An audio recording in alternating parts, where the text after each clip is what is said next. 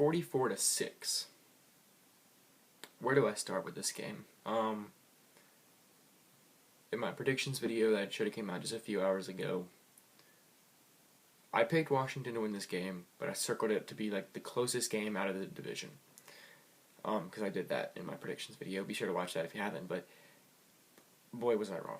38 points separated these teams. I wrote some stuff down. This game, if you're a Stanford fan, I'm sorry. There's a simple reason why you guys lost, honestly. No, I guess there's two simple reasons. Washington, if you're a Washington fan, then you have something to look forward to. Your team is very talented. Your defensive line, I was listening to the commentators, they were mentioning it. You have some big boys on the defensive line, and they were staying in every play and making tackles. Your tackles were almost, there was no breaking tackles in this game. So I just have some quick points here that I want to do, reaction. My general reaction to this game is Stanford is out of the playoff hunt. Even if they win out, maybe make it to the Pac-12 championship game and win it, I don't think they're going to make it with this big of a loss to a team. The reason people say that Oklahoma still could be in it until they lost to Ohio State when they lost to Houston was because of how close that game was. It ended up being like 36-23 or something like that. It's a 13-point game, which isn't close, but that's much closer than 38 points. I'm trying to think of other teams that have one loss that still have a chance to make Florida State game was a blowout, 43. I don't know, but you know what teams only have one loss, and they lost. It was close. Stanford's lost. Committee's going to go look at this, and they're going to be like, man, Stanford got blown out. They can't win that big game. And if you're a Washington fan, your schedule looks fairly easy from here on out. You have Utah as the only ranked team you have left. You have Oregon, California, Arizona State left. But if you can keep playing at the type of level you played tonight, then if you're a Washington fan, then your team could honestly see the playoffs. They looked very, very nice tonight. Hang on, let me look at something real quickly. No, that's not what I want.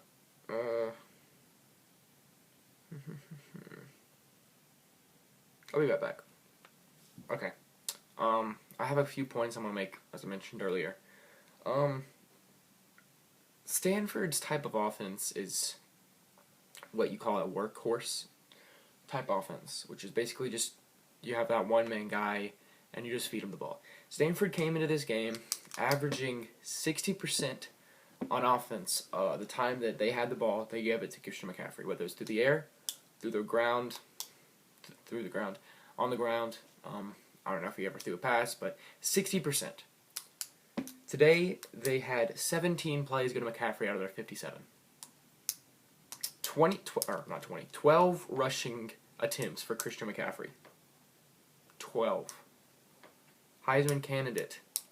Everyone thought he probably was a front-runner for the Heisman. Second place last year. You would think so, wouldn't you? Well, he's not been great this season, but I think they've kind of asked him to take in a bigger role of the offense.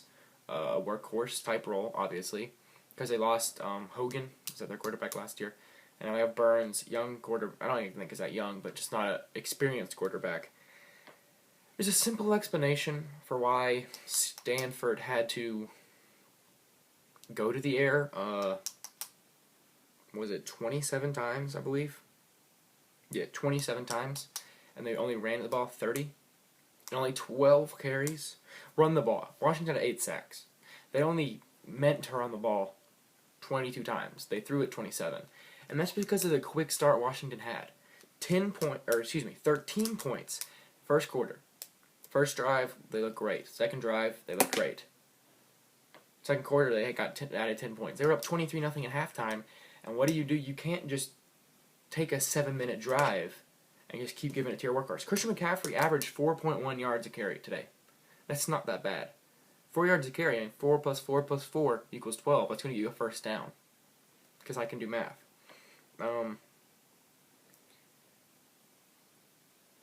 If you don't count the big kick return McCaffrey had, he was basically just non-existent in this football game. They didn't feed their workhorse. I understand they were down. They didn't do much on their first drive. I think they only got the ball once on second down or something. He didn't go anywhere. Along with 14, isn't bad. Anyway, Washington scores. They get the ball back.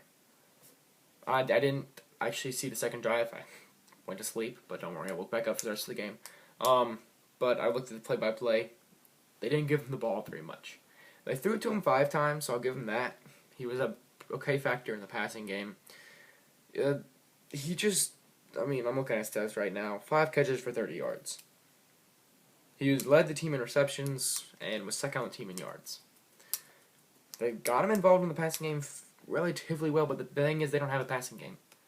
And that's the problem with Stanford this year, is that the type of offense they have, the workhorse, if they get down, they can't go to their workhorse, and they have no one else to step into that role. Christian McCaffrey is the Stanford offense.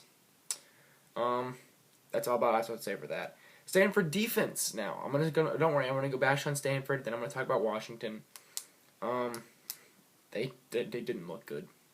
Washington with 5.6 yards on the ground per carry. They ran the ball 41 times. Now, most of those came kind of like in the second half when they had that big lead, and they were just trying to waste some stats. But, I mean, that doesn't matter that much. They ran the ball 41 times, 5.2, excuse me, I think I say 5.6, 214 rushing yards. You're supposed to be the team with the best running back in the country.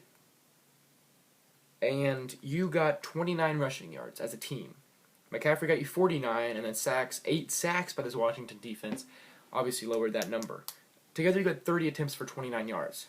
That's not even a yard a carry. Now, sure, I personally, I don't know if I like the sack rule that it counts as rushing yards, but McCaffrey didn't do much. He got 50 yards on 12 carries. Again, not a bad day. I mean, but he needs to get 25 carries, and then he's going to get that 100-yard game.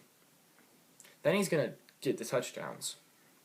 There's also this thing, I don't think he has a single road touchdown this entire year, if I saw that correctly. Like them past like 8 games or something, not this entire year. They haven't played many road games. But, alright, next big factor, 2 turnovers for Stanford, 0 for Washington. If you don't turn the ball over, that automatically ups your odds of winning. So good job there by Washington's offense to protect the ball. Stanford, 2 turnovers, both fumbles. The quarterback didn't look bad. 18 for 27 as a team, because I believe Stanford's backup did get some action. I do not know if he got hurt or if the backup was just getting action, as I did stop watching in the 4th quarter. I mean, that game was a blowout. I'm sorry. But that game was a blowout. It was not fun. I went to play some Madden. Okay, this is the big one to me. Yeah, this is the big one for me. 3rd downs. If you go look at the box score for this, 2 for 12 was Stanford. Okay? Both teams had 12 attempts. Stanford, 2 for 12. Washington, 9 for 12. Washington, 75%. Stanford, I don't know the math, but it's not good. 20%, right? No. 20% would be. Like, what, 17, 16, 15? 15%? I do not know the percentage because I'm bad at math, but either way, it's not a good percentage. They were 2 for 4 on 4th down. They just couldn't get it done. You look at the first downs, 14 to 22. That's not a huge difference. Washington got the big plays. Washington got 424 total yards of offense. And they were almost exactly even. If they had had 2 less rushing yards and 2 more passing yards, they would have been 212, 212 on both sides. Another big thing, penalties. 11 penalties for Stanford for 100 yards. With that, you're not going to be able to win a ball game if you're already down. Washington did have 5 for 60, but only 5 penalties, 60 yards. It's not that big of a... it didn't make that big of a impact in the game. Christian McCaffrey's 57-yard kickoff return was the only time we saw him really do anything special in this game. You know, we want to see Lamar Jackson go out there and do something special. We want to see Christian McCaffrey go out there and do something special. We want to see J.T. Barrett. We want to see Deshaun Watson. We want to see anyone else in the Heisman competition. They're supposed to do something special week in, week out. Derrick Henry last year.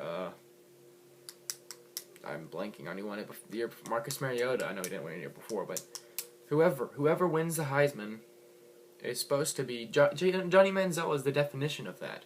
He's supposed to make a big play each game. McCaffrey only got the ball 17 out of 57 times. Again, I don't know the math for that, but I know that's not good. That's not 60% like it was coming into the game. If you want to win the game, if you're Stanford, if you're David Shaw, their head coach, then he has to know that the way you win the game is by giving it to your playmaker, not your quarterback. Your quarterback is an inexperienced player. I don't know if he's a senior, I don't know if he's a junior, I don't know if he's a sophomore, freshman, but he's played,